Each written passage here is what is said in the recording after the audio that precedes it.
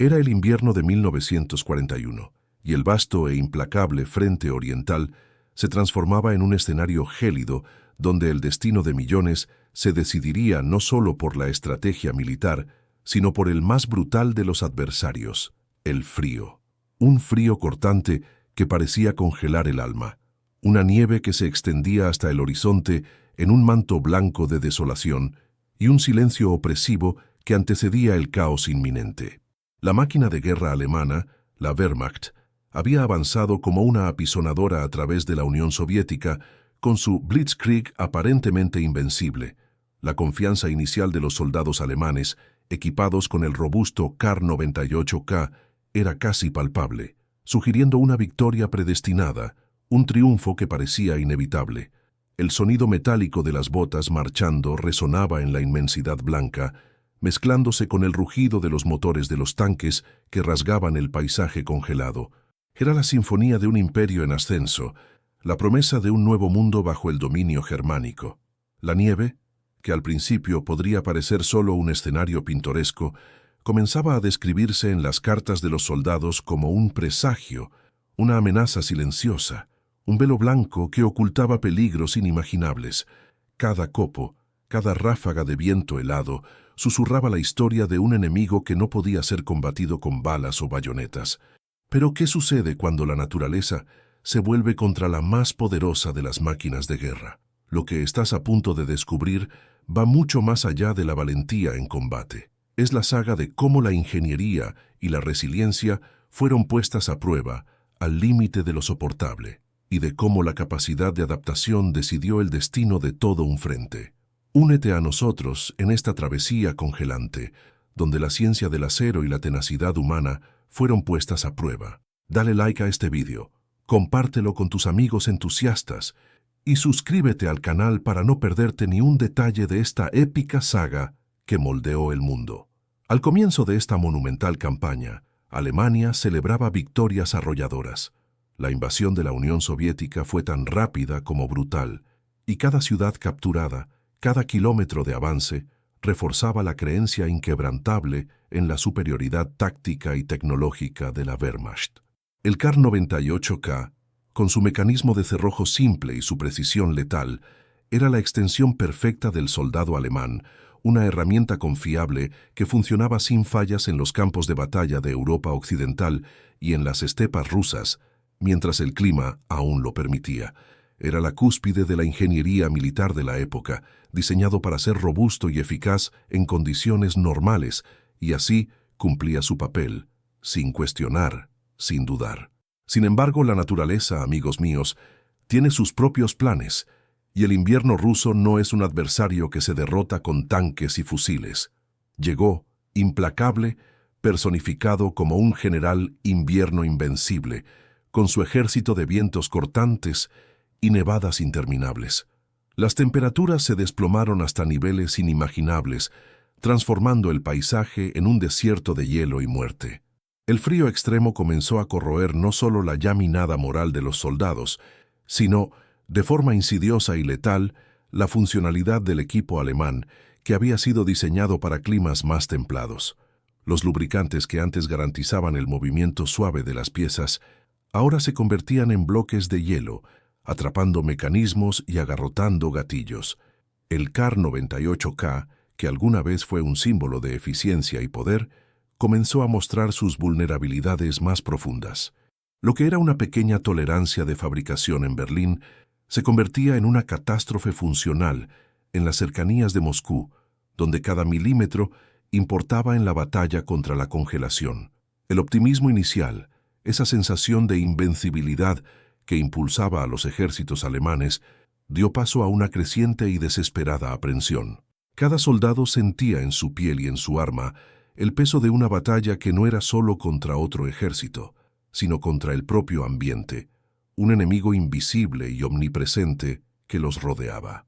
El campo de batalla, que antes era un lienzo para las tácticas de guerra, estaba siendo reescrito por el hielo. La supervivencia ya no dependía solo de la valentía, de la munición abundante o del coraje inquebrantable, sino de la capacidad intrínseca de una pieza de metal y madera de resistir el abrazo mortal del frío. La naturaleza estaba transformando el frente en un infierno blanco, donde cada disparo era un milagro y cada fallo una sentencia de muerte. Era una prueba de fuego, o mejor dicho, una prueba de hielo, para la ingeniería y la resiliencia, y las máquinas alemanas que habían conquistado el continente estaban ahora acorraladas por un enemigo que no podía verse, solo sentirse en cada hueso congelado y en cada mecanismo agarrotado, una verdadera trampa gélida. Es Samaresutu en este escenario despiadado. Cada enfrentamiento se convertía en una brutal prueba de supervivencia, donde el enemigo más letal no siempre empuñaba un arma. Para los soldados alemanes, acostumbrados a la eficiencia de su Kar 98K, la realidad del frente oriental fue un shock desolador, una ruptura de paradigma. Aquella arma, que había sido un símbolo de precisión y fiabilidad en climas templados, se transformaba ahora en una pesada carga, una extensión congelada de sus propias manos entumecidas, casi un peso muerto en momentos cruciales. Imagina la escena, repetida cientos de veces en miles de kilómetros de frente, el sonido apagado de disparos resonando en una nevada que parecía no tener fin, el viento cortante azotando el rostro hasta que el dolor se convertía en insensibilidad y la desesperada necesidad de disparar, de responder al fuego, de defender la propia vida. El soldado, con los dedos rígidos y casi sin tacto dentro de guantes gruesos y húmedos, intentaba accionar el cerrojo de su fusil. Cada movimiento era una ardua batalla contra el metal y el hielo. El contacto con el metal helado quemaba la piel expuesta, y el mecanismo, antes suave y fluido como un reloj bien engrasado, ahora chirriaba, se agarrotaba y a veces simplemente se negaba a moverse, resistiéndose a cada intento de recargar. El ciclo era cruel y repetitivo, un tormento sin fin, disparar, intentar recargar y fallar. La lentitud inherente a la recarga manual del Kar 98K, que ya era una desventaja táctica en un combate rápido y dinámico, se convertía en una sentencia de muerte inmediata en medio del infierno blanco. Mientras un soldado soviético, en un avance o defensa, podía disparar varias veces con su arma semiautomática, el alemán luchaba desesperadamente por insertar una sola bala en la recámara, con el cerrojo pegado por el hielo, la culata resbaladiza y la mira empañada. La frustración era un enemigo tan potente y corrosivo como el frío que gangrenaba los miembros. La confianza en el arma, un pilar fundamental para cualquier combatiente, se desmoronaba con cada fallo, llevando a la vacilación y al pánico. Lo que se esperaba fuera un disparo certero, a menudo resultaba en un chasquido seco y desesperado, un silencio ensordecedor que solo la proximidad de la muerte puede producir. Aquellos hombres entrenados para la Blitzkrieg, para la velocidad, la decisión y la agresión implacable, se veían ahora paralizados, sus armas, antes extensiones de su poder y voluntad, transformadas en meros trozos de metal inútil, pesados y traicioneros. Del otro lado de la línea de frente, los soldados soviéticos también enfrentaban el abrazo gélido y mortal del invierno ruso. El hambre, el agotamiento y el tifus eran compañeros constantes, y el frío no perdonaba a nadie, ni siquiera a los hijos de la madre patria. Sin embargo, en medio de ese mismo paisaje de desolación y horror, una diferencia crucial comenzaba a emerger, una que se demostraría decisiva: la performance de sus armamentos. Mientras los alemanes luchaban contra fusiles que fallaban en el momento más inoportuno, los defensores soviéticos, aunque a menudo en menor número y con menos recursos, lograban mantener una cadencia de fuego más consistente y confiable. Ellos también sufrían, también sentían la congelación en sus huesos y el dolor lacerante de la helada, pero sus armas, de alguna manera, respondían a la llamada de la batalla con una resiliencia sorprendente. Era una ventaja sutil, casi imperceptible para un observador casual, pero que se traducía en vidas salvadas, en posiciones mantenidas contra todas las probabilidades, en un hilo tenue de esperanza en medio del caos y la destrucción. La fiabilidad de un arma en condiciones extremas no era un mero detalle técnico relegado a los ingenieros de retaguardia. Era la diferencia brutal entre la vida y la muerte en el frente. En un ambiente donde cada error, Cada vacilación, cada fallo mecánico podía ser fatal. Tener un fusil que funcionara cuando más se le necesitaba era un lujo inestimable, un factor decisivo que alteraba la balanza del combate, transformando el curso de pequeñas escaramuzas y grandes batallas.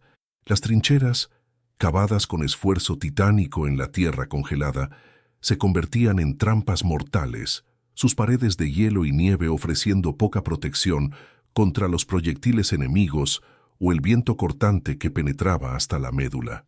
Cuerpos congelados yacían en la nieve inmaculada, testigos silenciosos y macabros de la brutalidad del clima y la guerra. Equipos, antes valiosos y codiciados, eran abandonados en la vastedad blanca, sus mecanismos agarrotados y sus superficies cubiertas por una fina capa de hielo que los hacía irreversiblemente inutilizables. El sonido de la guerra, que antes era el rugido ensordecedor de motores y explosiones que rasgaban el aire, ahora era amortiguado por la nieve, transformando los combates en duelos surrealistas, casi silenciosos, donde la visibilidad era mínima y cada ruido parecía amplificado y distorsionado por el silencio opresor del invierno. Tras las ráfagas de tiros y los gritos de agonía, se instalaba un silencio mortal, interrumpido solo por el gemido distante de un herido que agonizaba lentamente o por el aullido fantasmal del viento que parecía lamentar a los muertos. Era un escenario de desolación total, donde la propia tierra, la vasta Rusia, parecía conspirar contra los invasores. El paisaje, que debería ser un camino hacia la victoria y la gloria, se transformó en un laberinto de sufrimiento, desesperación y muerte. Con cada día que pasaba, la invencible máquina de guerra alemana sentía más y más el peso de ese enemigo invisible, pero implacable, que era el general invierno. Aquel que prometía ser un avance triunfal hacia la victoria final, se estaba convirtiendo en un lodazal helado, donde la tecnología y la ingeniería europeas, tan orgullosas y avanzadas, encontraban sus límites más dolorosos y humillantes. Nadie estaba preparado para la ferocidad implacable de aquel invierno. Nadie podría haber imaginado que el destino de una ofensiva entera, de un imperio en ascenso, pudiera ser decidido por algo tan mundano y aparentemente insignificante como la capacidad de un lubricante de no congelarse o la holgura milimétrica entre las piezas de un fusil. La guerra en el frente oriental no era solo una guerra de hombres contra hombres, de ideologías contra ideologías, sino una batalla colosal de la humanidad contra la propia naturaleza, donde los detalles técnicos de cada arma se volvían tan cruciales como la valentía, la estrategia o la determinación de cada soldado. Cada disparo que fallaba, cada recarga que se agarrotaba, no era solo un problema mecánico aislado, era un golpe directo a la moral, un recordatorio constante y cruel de la vulnerabilidad, de la impotencia ante las fuerzas de la naturaleza. Esta era la trampa gélida de la ingeniería, una verdad brutal que el invierno ruso revelaba al mundo. El diseño del Kar-98K, un fusil que era el orgullo de la infantería alemana, había sido optimizado para climas más templados, para los campos verdes de Europa occidental o para los veranos cálidos de las estepas. En condiciones normales, era una obra maestra de precisión y robustez. Pero el frente oriental, amigo mío, estaba lejos de ser normal. Las tolerancias de fabricación, diseñadas con una precisión casi obsesiva para garantizar la máxima exactitud y un manejo suave, se convirtieron en su talón de Aquiles. Piensa conmigo, cada pieza de metal se contrae con el frío, una holgura milimétrica que era perfecta para un clima templado con temperaturas gélidas, se transformaba en un encaje tan justo que el rozamiento aumentaba exponencialmente. A esto se suman los lubricantes estándar, esos aceites y grasas que garantizaban el deslizamiento perfecto de las piezas. Con el frío extremo, no solo se espesaban, se congelaban, volviéndose una especie de pasta sólida, o peor, un hielo cristalizado que trababa completamente el mecanismo del cerrojo. Era como intentar mover una máquina lubricada con miel congelada. Con cada intento de recargar, el soldado alemán sentía no la suavidad esperada, sino una resistencia obstinada, una batalla contra el propio fusil. El Kar-98K, que debería ser su mejor amigo, se volvía un enemigo silencioso, traicionándolo en el momento más crucial. Era un problema de diseño, de adaptación, de subestimar a la naturaleza. Los ingenieros alemanes, brillantes en su oficio, habían creado un fusil para un escenario que no incluía el infierno blanco de Rusia. No habían previsto que el ambiente se convertiría en un adversario tan formidable como cualquier ejército. Y esta falta de previsión, esta trampa tecnológica, costaba vidas, costaba avances, costaba moral. Pero, ¿qué tenían los soviéticos para oponerse a esta máquina de guerra que se agarrotaba? La respuesta llegó en forma del SVT-40, el Samosaryadnaya Vintovka Tokareva, modelo 1940. Una arma semiautomática, con un cargador separable de 10 balas. Mientras que el alemán Kar-98K exigía que el soldado tirara y empujara el cerrojo en cada disparo para eyectar el cartucho vacío y cargar uno nuevo, el SVT-40 hacía ese trabajo solo, usando la propia energía del retroceso. Era una diferencia abismal, una revolución en la cadencia de fuego. Y no era solo eso. El SVT-40 fue diseñado teniendo en cuenta el riguroso clima ruso. Sus ingenieros, quizás por experiencia secular con inviernos brutales, o por una filosofía de diseño más pragmática para las realidades del campo de batalla, optaron por tolerancias más amplias. Esto significa que las piezas internas tenían un poco más de holgura entre sí. Con el frío, mientras el metal se contraía, esta holgura extra impedía que las piezas se trabaran completamente. El sistema de cerrojo no quedaba tan apretado, y el gas que impulsaba el mecanismo tenía espacio para operar, incluso con la congelación superficial. Además, el enfoque soviético con respecto a los lubricantes era diferente. En muchos casos, utilizaban aceites más ligeros, con un punto de congelación más bajo, o simplemente optaban por no lubricar ciertas partes críticas que podrían agarrotarse con la acumulación de hielo. La filosofía era, es mejor un poco de rozamiento que un agarrotamiento total. Era una elección inteligente, una adaptación vital que se demostraría decisiva. En la práctica, en el campo de batalla congelado, estas diferencias técnicas se traducían en una ventaja táctica notoria para los soviéticos.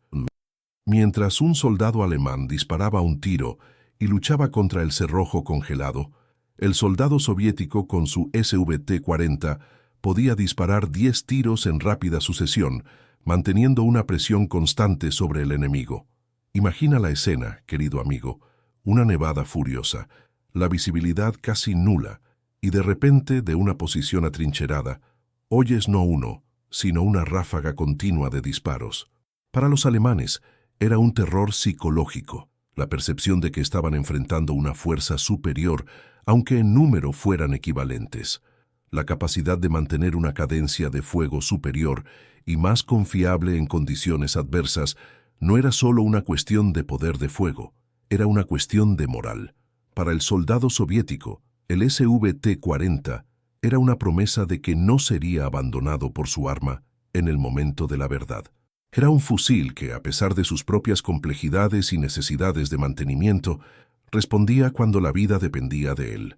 Para el alemán, el Kar-98K, que alguna vez fue un símbolo de invencibilidad, se convertía en un recordatorio constante de su vulnerabilidad, de su impotencia ante la furia del general invierno. Era como tener el mejor zapato de fútbol del mundo, pero que resbalara todo el tiempo en un campo embarrado. Pierdes la confianza, pierdes el partido. Esta diferencia de fiabilidad impactaba directamente la eficacia de combate. En un avance soviético, la superioridad de fuego del SVT-40 podía suprimir las defensas alemanas de forma más eficaz, permitiendo que las tropas avanzaran. En una defensa, la capacidad de mantener un volumen de fuego constante ayudaba a repeler ataques, incluso contra un enemigo numéricamente superior. No era una cuestión de qué arma era mejor en un campo de tiro, sino cuál era más eficaz en el infierno de la guerra de invierno. Y en este aspecto, el SVT-40, con sus tolerancias más amplias y su mecanismo semiautomático, destacaba, mostrando que, a veces, la simplicidad adaptada supera a la perfección inflexible. Era la ingeniería soviética diciendo, sabemos cómo es el frío aquí, camarada. Esta batalla de ingeniería, librada en medio del hielo y la nieve, Demostraba que la guerra no era solo sobre hombres y máquinas, sino sobre la adaptabilidad y la inteligencia de diseño. Era la prueba viviente de que el equipo más robusto no es necesariamente el más eficaz, sino está pensado para el ambiente en el que se usará. Y el Kar-98K, una arma legendaria en muchos aspectos, estaba atrapado en una trampa que sus creadores jamás imaginaron, mientras que el SVT-40, a menudo subestimado, se convertía en la verdadera reina del frente congelado. En el torbellino de la batalla, esta diferencia no era solo teórica, amigo mío. Se materializaba en gritos de mando, en humo de pólvora y, sobre todo, en sangre derramada sobre la nieve. Imagina un ataque alemán, aquella famosa Blitzkrieg que barría todo a su paso, ahora transformada en un avance lento y penoso, con los soldados luchando más contra el propio frío y sus armas agarrotadas que contra el enemigo. Intentaban romper las líneas soviéticas, pero cada paso era un calvario. De repente, de una trinchera cubierta de hielo o de un bosque de abedules congelados, venía no el disparo aislado de un fusil, sino una ráfaga continua, el sonido inconfundible del SVT-40 vomitando 10 balas en pocos segundos. El sonido era diferente, la cadencia era otra. Era como si el invierno hubiera robado la voz del Kar-98K, dejándolo mudo en el momento más crucial, mientras que el SVT-40 cantaba una canción de muerte y resistencia para los invasores. Para los soldados alemanes, acostumbrados a dominar el campo de batalla con su disciplina y poder de fuego, aquello fue un shock. Veían a sus camaradas caer, y muchos ni siquiera podían responder al fuego, pues sus fusiles estaban inertes, congelados en sus manos. El intento desesperado de tirar del cerrojo, de eyectar el cartucho vacío y cargar uno nuevo, era una lucha contra el tiempo y contra el metal obstinado. El tiempo que un soldado alemán tardaba en disparar un segundo tiro era el tiempo que un soviético tardaba en descargar la mitad de su cargador. ¿Me entiendes? Esa diferencia en la cadencia de fuego no era un mero detalle técnico, era una ventaja brutal, una avalancha de plomo que podía cambiar el rumbo de un enfrentamiento en cuestión de segundos. En combates a corta distancia, en emboscadas en el bosque o en la defensa de una posición vital, el SVT-40 se mostraba como una pesadilla para los alemanes. La capacidad de mantener un volumen de fuego tan superior en condiciones adversas no solo diezmaba las filas enemigas, sino que también corroía la moral, la confianza que los alemanes tenían en su superioridad tecnológica, un pilar de su doctrina de guerra, se estaba deshaciendo como hielo al sol. Empezaban a cuestionar no solo la eficacia de su equipo, sino la propia estrategia, la propia capacidad de vencer a aquel enemigo invisible e implacable que era el invierno ruso, con cada fallo de un Kar-98K, con cada chasquido seco de un percutor que no se movía, un pedazo de aquella moral se desvanecía. Aquel fusil que antes representaba la fuerza de Alemania, ahora simbolizaba la frustración y la impotencia. Era un peso psicológico enorme, amigo mío. Del lado soviético, el SVT-40, a pesar de ser un arma compleja de mantener en el campo y que exigía un entrenamiento más depurado, se convertía en un faro de esperanza. Sus soldados, que enfrentaban privaciones inimaginables, veían en sus armas una herramienta confiable, una extensión de su propia resiliencia.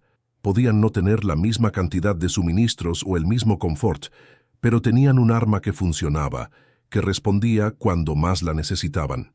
En un mundo donde todo parecía derrumbarse, el SVT-40 era una garantía, un compañero leal que no los traicionaría en el campo de batalla congelado.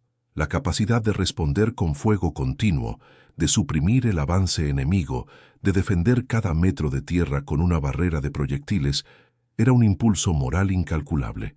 No solo estaban luchando contra el enemigo, estaban luchando con un arma que estaba de su lado.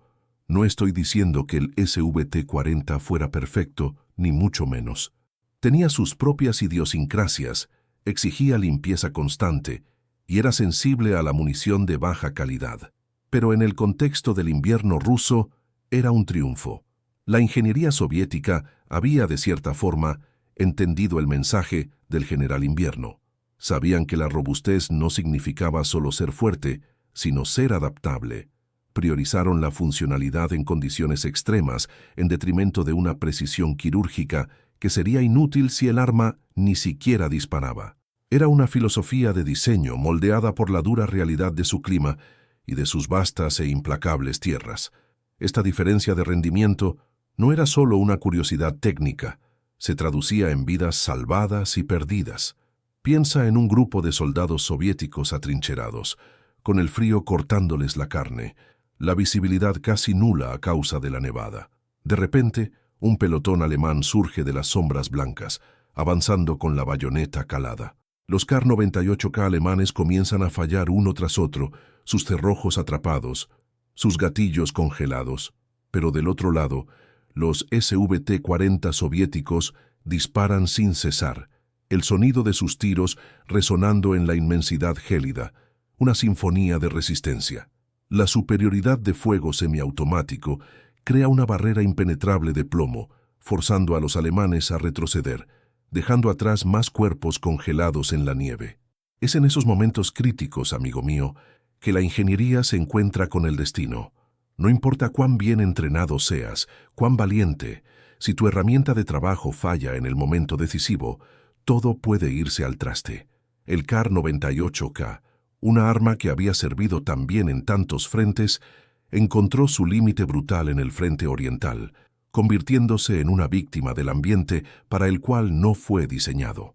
El SVT-40, por otro lado, a pesar de ser una arma que a menudo es eclipsada por otras más famosas de la Segunda Guerra Mundial, demostró ser la herramienta correcta para el trabajo, la reina que reinó suprema en el infierno blanco. Era la respuesta soviética a la pregunta: ¿cómo se lucha cuando el propio aire intenta matarte? Esta batalla silenciosa de la ingeniería tuvo un impacto profundo en el curso de la guerra. No fue el único factor, claro está, pero fue un elemento crucial que contribuyó al estancamiento de la Blitzkrieg y a las dificultades inimaginables que enfrentó la Wehrmacht. La lección era clara. La naturaleza no se doblega a la tecnología debe doblegarse a la naturaleza. Y los soviéticos, con su SVT-40 y su comprensión intrínseca del frío, tenían una ventaja que los alemanes, en su arrogancia inicial, jamás pudieron haber previsto. Era una cuestión de diseño, de adaptación, de supervivencia, y el SVT-40 estaba haciendo un gran papel, aguantando en el hielo como nadie. Ahora, vamos a sumergirnos en el ojo del huracán, donde estas verdades brutales chocaron en el campo de batalla congelado. Prepárate para un enfrentamiento hipotético, pero que resuena con la realidad de tantos otros, donde la diferencia entre estas dos armas se convirtió en la línea tenue entre la victoria y la aniquilación. Un contraataque soviético, en medio de una nevada que cegaba los ojos y cortaba la piel, se desarrollaba. El aire gélido se llenaba de gritos en ruso, amortiguados por el aullido del viento y el crujido de la nieve bajo las botas. El contraataque soviético no era solo un avance táctico, era una avalancha humana, impulsada por la desesperación y la furia, irrumpiendo de los bosques oscuros y de las trincheras camufladas por el blanco. Para los soldados alemanes, ya exhaustos y semiparalizados por el frío que penetraba hasta los huesos, era como enfrentarse a fantasmas salidos de la niebla congelada. La visibilidad era casi nula, y el sonido de los pasos enemigos, mezclado con el vendaval, creaba una sinfonía infernal de pánico. En la línea de frente alemana, el caos era total. Los soldados se esforzaban por levantar sus Kar-98K, pero los dedos rígidos apenas podían sentir el metal helado. Con cada intento de amartillar, el cerrojo antes tan suave, ahora se agarrotaba con una terquedad cruel. El lubricante, que debería facilitar el movimiento, se había transformado en una pasta congelada, pegando las piezas y transformando el fusil en un trozo de hierro inútil. Verflucht, maldita sea, maldecía un sargento, intentando con todas sus fuerzas tirar del cerrojo, pero el arma permanecía muda, un peso muerto en sus manos. Él veía los bultos soviéticos acercándose y sentía el sabor amargo de la impotencia. De repente, el sonido, no un disparo aislado, sino una ráfaga continua, una sinfonía de plomo que cortaba el aire helado con una eficiencia aterradora. Era el canto del SVT-40. 10 balas, una tras otra, vomitando fuego y muerte en rápida sucesión. Los soviéticos, con sus armas semiautomáticas, lograban mantener una barrera de fuego que los alemanes, con sus fusiles de cerrojo manual y congelados, jamás podrían igualar. El sonido de los disparos del SVT-40, una mezcla de esperanza para los atacantes y desesperación para los defensores, resonaba en la nevada ahogando los gritos de dolor y las maldiciones. Las escenas eran de un horror indescriptible. Soldados soviéticos, con sus SVT-40, avanzaban como segadores, disparando con una cadencia que parecía imposible en aquel infierno blanco. Sus fusiles, con sus tolerancias más amplias y su mecánica más resiliente al frío, funcionaban. No perfectamente, tal vez, pero funcionaban. Podían eyectar un cartucho vacío y cargar uno nuevo con la propia energía del retroceso, sin la necesidad de una lucha manual contra el hielo. Era una ventaja que se traducía en vidas salvadas para un lado y vidas perdidas para el otro. Mientras tanto, los alemanes se veían en una trampa mortal. Intentaban desesperadamente destrabar sus Kar-98K, golpeando las culatas en la nieve, soplando en los mecanismos, rezando para que el arma respondiera. Pero el metal no cedía. El hielo era un enemigo invisible, pero implacable, que había dominado sus armas.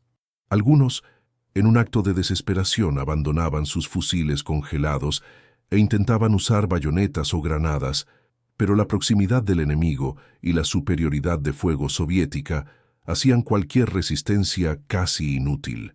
Era como luchar con las manos vacías contra un adversario armado hasta los dientes. El contraste era brutal. De un lado, el sonido continuo de los disparos del SVT-40, un ruido de máquina, eficiente y letal, que llenaba el aire de humo y olor a pólvora. Del otro, el silencio mortal de los Kar-98K, que se negaban a funcionar, quebrando la moral de los soldados alemanes en pedazos.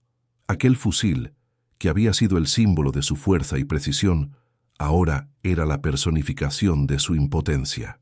La confianza, que es la base de cualquier combatiente, se deshacía con cada chasquido seco, con cada cerrojo agarrotado.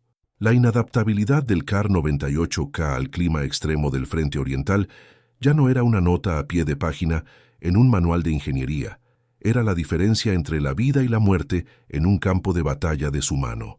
Aunque el Kar-98K era, en su esencia, un arma formidable, precisa, robusta y confiable en condiciones normales, su diseño no había previsto al general invierno en toda su furia. Las tolerancias ajustadas, los lubricantes estándar, todo aquello que lo convertía en una maravilla de la ingeniería alemana, lo transformaba en una tragedia congelada en la vastedad rusa. El SVT-40, por otro lado, a pesar de tener sus propias complejidades y ser a veces más difícil de mantener en campo que la simplicidad del Kar-98K, se mostró más resiliente y, crucialmente, más eficaz en el ambiente para el que fue, de cierta forma, preadaptado.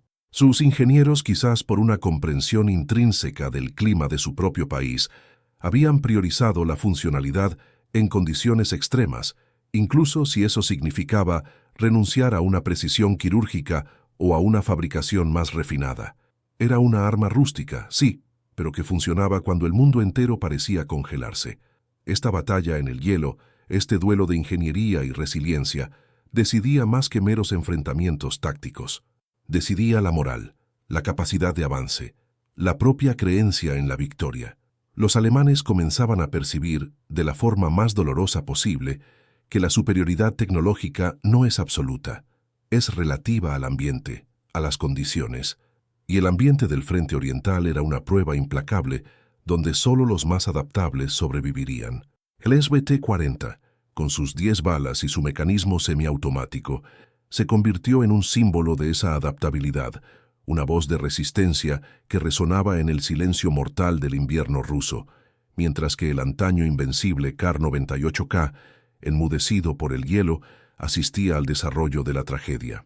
Aquel enfrentamiento hipotético era, en realidad, la suma de miles de microenfrentamientos que se extendían por todo el frente, cada uno de ellos una pequeña victoria soviética, una pequeña derrota alemana, todas ellas sumándose para formar un cuadro mayor de estancamiento y sufrimiento para la Wehrmacht. El precio de la inadaptabilidad no era solo en metal, sino en hombres, en moral, en una campaña que se arrastraba hacia un destino incierto. Así texturas, el precio de la inadaptabilidad no era solo en metal, sino en hombres, en moral, en una campaña que se arrastraba hacia un destino incierto. Aquel invierno brutal no era solo una estación, era un profesor despiadado, y sus lecciones fueron grabadas a fuego y hielo en el frente oriental, moldeando para siempre el destino del equipo y de los hombres. Para los alemanes, la realidad era dura e innegable. La creencia en la superioridad incuestionable de su ingeniería se desmoronaba con cada fusil congelado. Ante el fallo sistémico del Kar-98K en el frío extremo, los ingenieros y los propios soldados de campo tuvieron que improvisar, creando las famosas chapuzas gambiaras de guerra. Comenzaron a remover los lubricantes estándar de sus fusiles con la esperanza de que la ausencia de aceite fuera mejor que un aceite congelado. Era una medida desesperada que transformaba el movimiento suave de las piezas en un rozamiento áspero y ruidoso, pero que, en teoría, evitaría el agarrotamiento completo. Algunos, aún más osados y desesperados, intentaron usar queroseno como lubricante, un líquido con un punto de congelación mucho más bajo. Pero el queroseno, aunque pudiera evitar la congelación inmediata, no ofrecía la misma protección contra el desgaste, acelerando el deterioro de las piezas y exigiendo un mantenimiento constante y casi imposible en las condiciones del frente.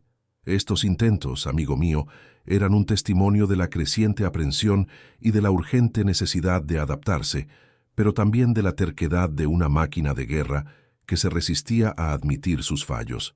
La verdad es que, por mucho que lo intentaran, el diseño fundamental del Kar-98K no había sido concebido para aquel infierno blanco. Las tolerancias ajustadas, que garantizaban la precisión, eran una maldición bajo el hielo. El ejército alemán, que había marchado por Europa con una máquina de guerra aparentemente perfecta, descubría ahora que la perfección es relativa y que la naturaleza es la jueza más implacable. Esta experiencia traumática tuvo un impacto profundo y duradero en los soldados. La confianza en sus armas, un pilar fundamental de la psique del combatiente, fue sacudida hasta la médula.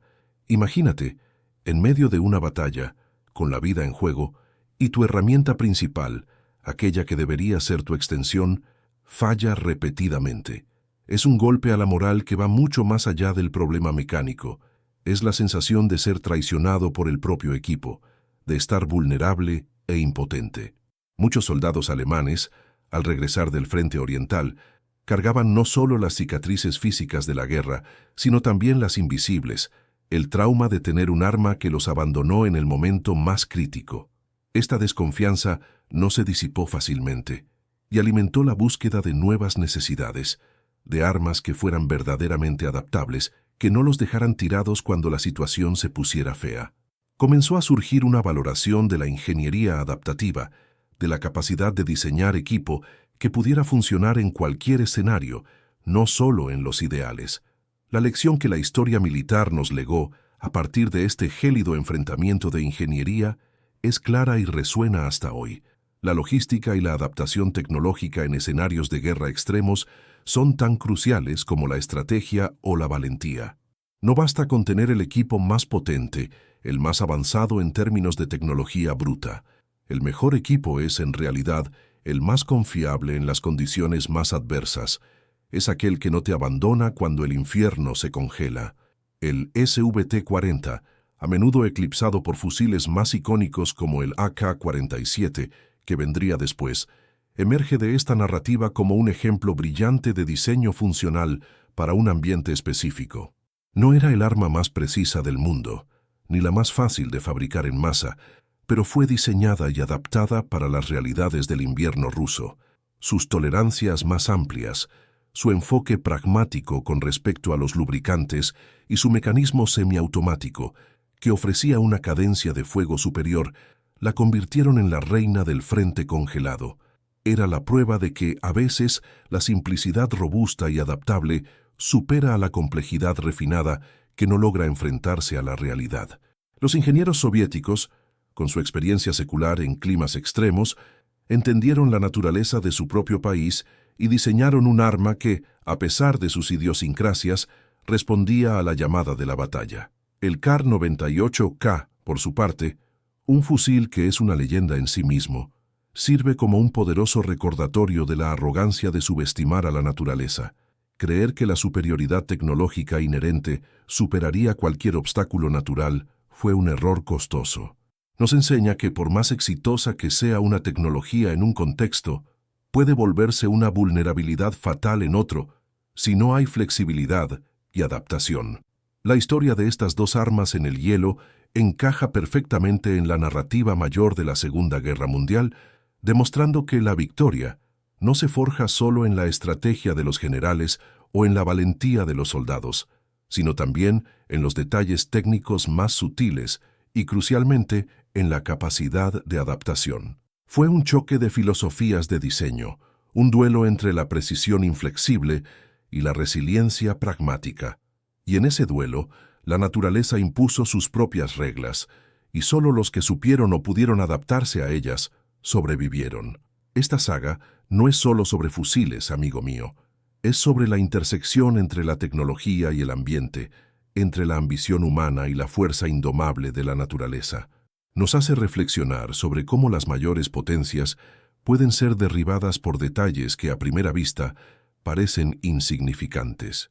En el frente oriental, el hielo no solo congeló la tierra, sino también la máquina de guerra que osó desafiarlo sin el debido respeto. Esta saga, amigo mío, es un eco sombrío de la batalla eterna entre el hombre, sus invenciones y la fuerza indomable de la naturaleza.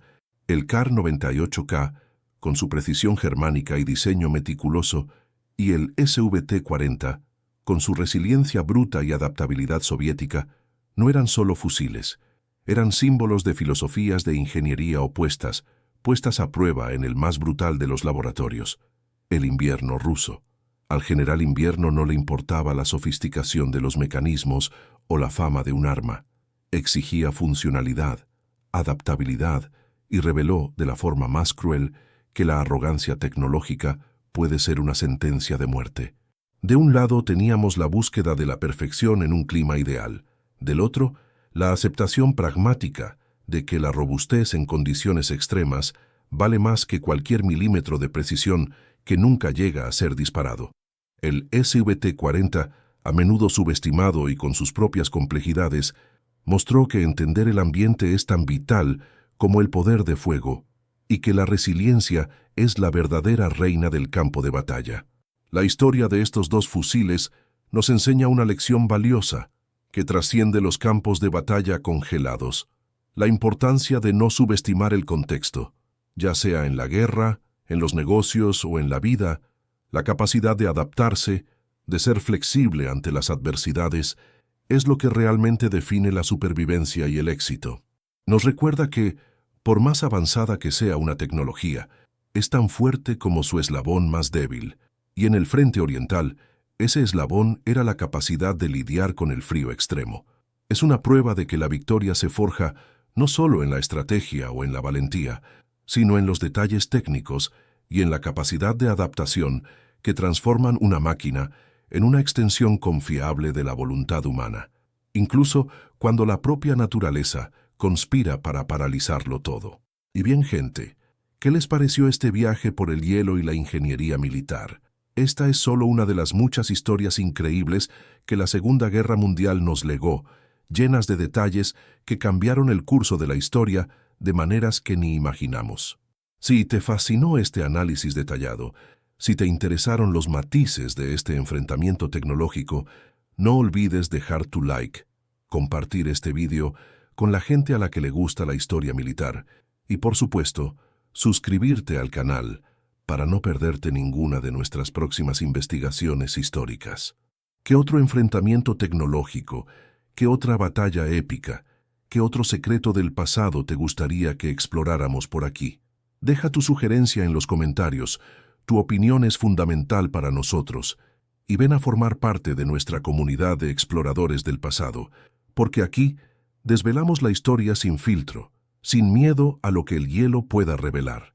Hasta la próxima, y que la historia continúe enseñándonos.